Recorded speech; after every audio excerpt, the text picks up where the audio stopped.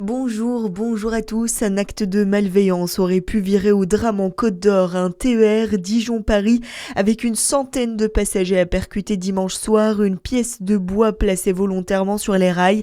Les faits se sont produits près de Velars-sur-Ouche. Le train a failli dérailler en heurtant un morceau de bois, morceau qui aurait été placé intentionnellement sur les rails. Une enquête judiciaire est ouverte pour retrouver les responsables.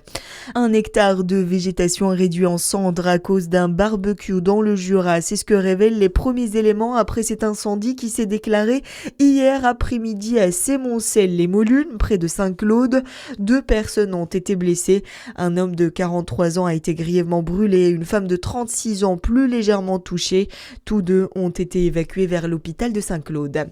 Les pompiers de Saône-et-Loire ont passé la nuit du dimanche à lundi à lutter contre un incendie sur le site Veolia de Grange. Le feu a débuté dimanche en fin d'après-midi dans un centre de stockage de déchets. Une cinquantaine de pompiers et une trentaine de véhicules ont été mobilisés toute la nuit pour maîtriser le sinistre.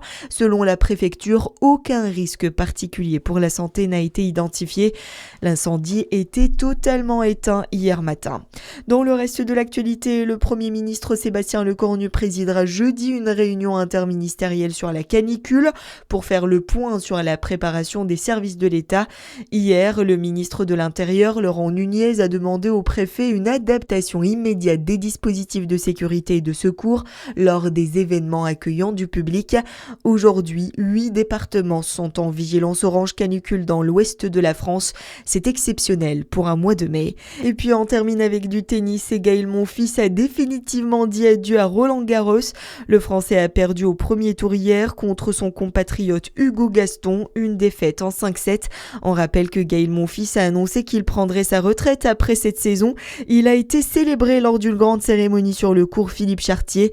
21 ans après sa première apparition porte d'Auteuil, Gaël Monfils a remercié tous ceux qui ont fait sa carrière, mais il a aussi rendu hommage au grand chelem parisien. Chaque année, je viens jouer à Roland-Garros. J'ai des frissons. À chaque fois, je dis ici, c'est magique, c'est quelque chose d'incroyable. J'ai créé quelque chose de fort, d'unique. Vous allez vraiment manquer et je voudrais vous dire un grand merci de tout mon cœur parce que vous avez été extraordinaire pendant toute ma carrière. Et encore une fois, pour finir, toutes les personnes de l'ombre qui ont rendu ce tournoi magnifique. Vraiment, ce tournoi est fabuleux et magique. Honnêtement, Roland-Garros, je vous aime, je vous dois tout et je vous dis à un de ces jours et merci pour tout ce que vous m'avez donné. Merci beaucoup Roland-Garros.